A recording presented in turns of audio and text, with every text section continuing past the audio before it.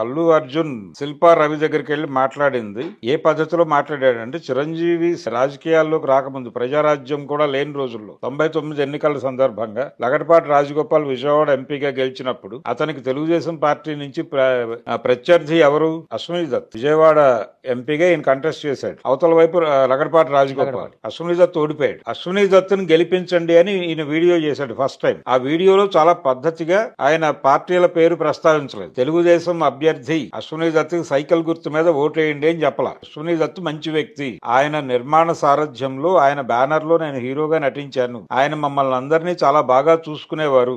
ఆయన మిమ్మల్ని కూడా బాగా చూసుకుంటాడని నేను నమ్ముతున్నాను. కాబట్టి ఆయన ఎన్నుకోండి. ఆయన చాలా గ్రాండ్ సినిమాలు తీస్తాడు. అలాగే మీ నియోజకవర్గాన్ని కూడా చాలా గ్రాండ్ గా ఉంచుతాడు అని వీడియో చేశాడు ఆయన. అంతవరకే, అక్కడ వరకే కన్ఫైన్ అయి మాట్లాడాడు. అల్లు అర్జున్ కూడా అదే చేశాడు. చిరంజీవి ఆదర్శం. అంతే కదా.